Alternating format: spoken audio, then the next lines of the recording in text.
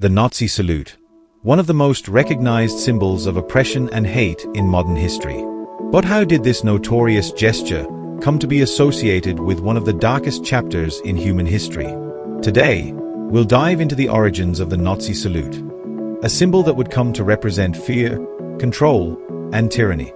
Before it became a hallmark of Nazi ideology, the salute wasn't always associated with violence and cruelty. Let's take a look at where it came from, how it was adopted, and how it became a tool of totalitarian power. The salute we associate with Nazi Germany has its roots in ancient history. The first recorded use of a raised arm salute can be traced back to ancient Rome, where soldiers would raise their right arm in the air to salute their commanders and to show allegiance to the Roman Empire. Fast forward to the late 18th and early 19th centuries, and we see that the raised arm salute began to be used in Europe, particularly among monarchies and military forces. It was a gesture of loyalty and respect. But how did this ancient salute, used to show respect or allegiance, become a symbol of hate?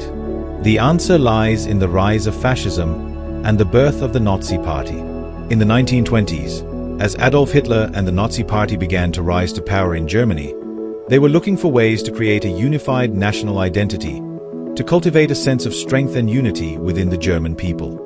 The salute became a critical part of this campaign. It was, in fact, adopted from a similar gesture used by Italian fascists under Benito Mussolini. Mussolini's fascists used a similar gesture known as the Roman salute, a gesture with ties to ancient Rome. Hitler, seeing its effectiveness in Mussolini's regime, decided to adopt it for the Nazi Party in the early 1930s. By the time of the 1936 Berlin Olympics, the Nazi salute was in full force, and it became a mandatory display of loyalty to the state. It was ingrained into every facet of daily life, from military ceremonies to public events. To not perform the salute was seen as an act of defiance, punishable by imprisonment or worse. The salute quickly became a tool of propaganda. Used in massive public rallies, Hitler and the Nazi leadership pushed the image of a unified, loyal nation behind the party. The raised arm was no longer just a gesture of allegiance. It became a symbol of submission to the regime, a way to showcase absolute loyalty to the Führer. As the Nazi regime expanded its grip on power, the salute became a tool for furthering their terrifying ideology.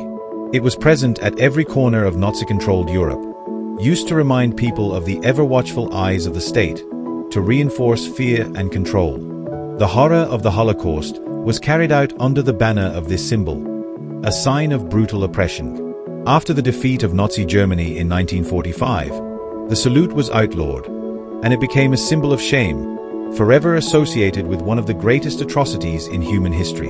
Today, the Nazi salute remains illegal in many countries, and its use is seen as a symbol of hatred, extremism, and intolerance. It's a reminder of the dangers of unchecked power and the horrors that can follow when a society allows hate to take root.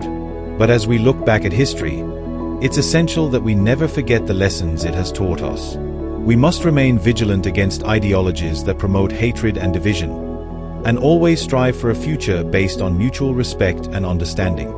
Thank you for watching. If you found this video insightful, be sure to like, subscribe, and share with others. Let's keep the conversation going, because remembering history is the first step to ensuring it doesn't repeat itself.